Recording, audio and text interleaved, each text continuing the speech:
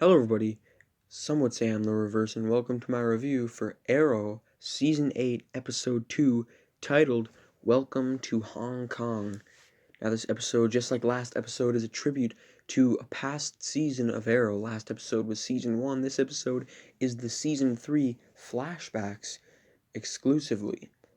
So we go back to Hong Kong, which is where all the flashbacks for Arrow Season 3 took place, and well, let's just go over what my general thoughts about the episode are.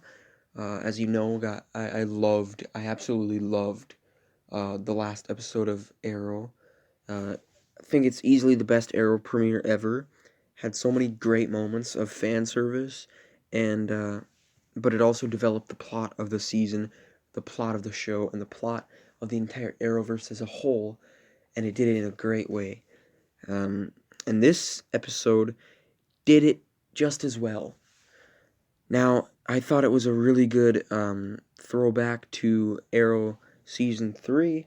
We had Katana who came back. Um, we had China White, or Chien Na Wei is her real name. She wasn't direct from Arrow Season 3, but she, I mean, she was in Hong Kong in this episode, and she was a really important, or not a very important, but she showed up a lot of times in the first few seasons of Arrow, and they brought her back, which is cool to think. She's been a recurring villain for 8 seasons of the show, which is just crazy to think about. But let's start with where this episode picked off from last episode, which if you don't remember from last episode, the end was Earth 2 being destroyed, and we pick up, and Oliver's talking to the monitor. He wakes up in Hong Kong, and the monitor's right there. He wakes up in Hong Kong just like he did at the end of Arrow Season 2 when he first came to Hong Kong in the flashbacks, which I thought was a really cool parallel between the two seasons. He wakes up in the bed, the same yellow glow coming from outside from the window, and the ceiling fan is right there in front of the camera. And I thought that was a really cool scene, a really cool callback to the beginning of the season 3 flashbacks. Now, like I said, he wakes up and the monitor is there, and well, the monitor basically confirms that Earth 2 has been destroyed. And well, Oliver quickly reunites with John, and they have a fight scene against the Triad, I believe it was, or no, it was just a random gang.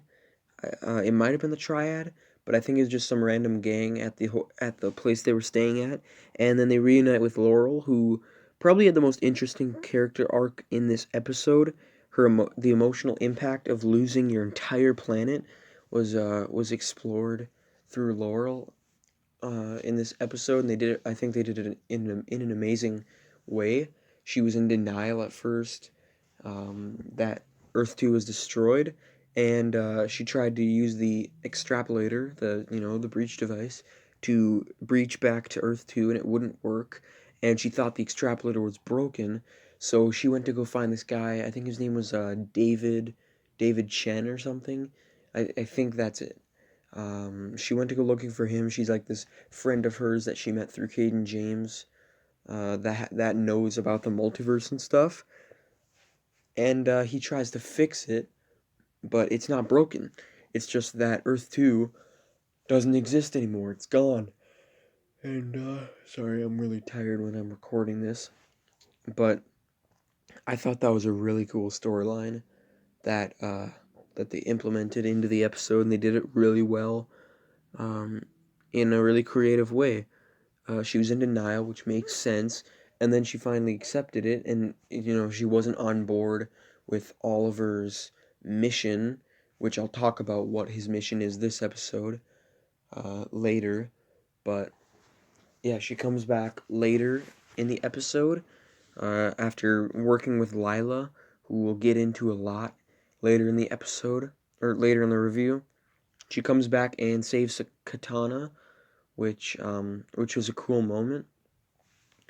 But let's just move on to a different storyline because I've basically talked about everything with Laurel, and it all links back into these other storylines, and I'll get back to Laurel when we get to those points where these storylines intersect. But let's talk about Oliver's mission from the Monitor. Last episode, the Monitor sent him to Earth 2 to get dwarf star particles, and this episode, well, Oliver is dealing with the fact that it's kind of his fault that Earth 2 got destroyed, and the Monitor, I'm pretty sure, well, he told him, don't interfere with this Earth, and Oliver did the opposite of that. He saved Laurel.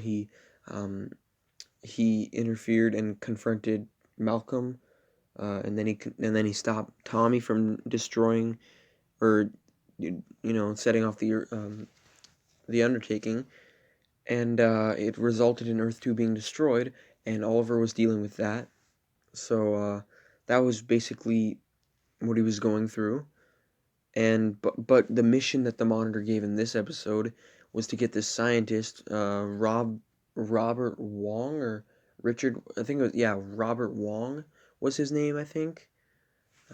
But in this episode, he had to look for Robert Wong. He was a scientist, and it's really revealed later what he's actually doing.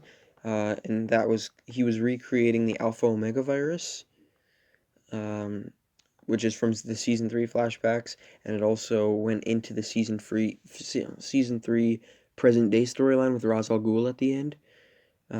So it's linking back to that. It's cool callback when they did that. But he needed to find the scientist, and the Triad got in his way, and they wanted the Alpha Omega virus for themselves. That's where China White comes in, and that was a pretty cool fight scene between them. And Katana is there to help. She knows who Mar-Novu is, and and her and Oliver uh, her and Oliver are working together to, get Robert Wong, and she has a fight scene with China White, and she almost dies, which is, you know, um, well, I actually thought she was gonna die in that moment when she got stabbed by China White, and like I was saying, Laurel comes back into the episode, and and saves her there, but China White threw a knife right in Tatsu's stomach. I thought she was gonna die. China lifted up the sword. It was looking like she was gonna stab Katana or Tatsu, and then Laurel came to the rescue, saved her, and Tatsu was like laid out on a couch healing, which was I think how Oliver was after he fell off the cliff in season 3. He was just on the couch with Tatsu there with him, so I think that's how it was. If that's the case, that's a cool callback as well. Just like I said, a lot of different callbacks to the last 7 seasons of the show. We got more Diggle in this episode. He was just there alongside Oliver the whole time, and he was. There's nothing really special about him in this. He doesn't have his own storyline. He's just there with Oliver, which is the way it should be. John he's Oliver's second in command. He has been since season 1, and I'm glad he's out there helping with Oliver's mission. What else do we have? We had Lila, who got dragged into this mission, and she was helping Laurel with her survivor's guilt with Earth 2 and stuff, and they actually had some pretty good scenes together. And the big moment with Lila is at the end, just like last episode had the big cliffhanger with Earth 2 being destroyed. This episode's cliffhanger is Lila working with the Monitor. Obviously, if you know Lila from the comics, and if you've been following set photos and posters for Crisis on Infinite Earths, you'd know that Lila is Harbinger, which is basically the Monitor's second in command. And she's already working with the Monitor. She has been, I think. And she was complaining about how John was on Earth 2 when it got destroyed to the Monitor. So that is the big takeaway from the end of the episode. I think that's basically all I really have to cover. Next episode, we are going into we're going back to Nanda Parbat. This is gonna be an homage to the present day season 3. I don't know where the season 2 callback is. I don't know if they're gonna be having one. I don't know if they can do one because the Deathstroke is they don't have the rights to him. Maybe they can bring just Slade Wilson back. That'd be really cool. Episode 4, we did see that there's a new Deathstroke in Star City. That's just the synopsis. So that might be the season 2 homage, but we'll just have to wait and see. But I'd probably give this episode, I forgot, what did I give last episode? I'd probably give this episode maybe like a 9.5. I can't remember what I gave last episode, but I'd say it's not as good as last episode, but it's still really, really good. A really good episode of Arrow. Last episode was one of my favorite episodes of the Arrowverse in general, just because of all the callbacks and the fan service and just the great different versions of each character and the cool way they mixed up the characters' roles and stuff. But I'd say this episode is just it's just as good. And I wouldn't say it's just as good. It is good, a very, very good episode. But I wouldn't say it's as good as last episode. So like I said, I'd probably give it a 9.5. Don't forget to share what you thought about the episode in the comments, what you liked, what you disliked, what you think about the episode. Something I forgot to mention is Oliver's doubting of the Monitor, because the Monitor wants the Alpha Omega virus. So I don't really know I don't know what's going on with the Monitor. Maybe he's evil all along. He's turning into the Anti-Monitor or something. That actually be a pretty cool twist. If the Anti-Monitor isn't just the Monitor's brother or something, he actually turns into the Anti-Monitor. We'll have to wait and see. But nonetheless, hope you guys enjoyed my review. See ya.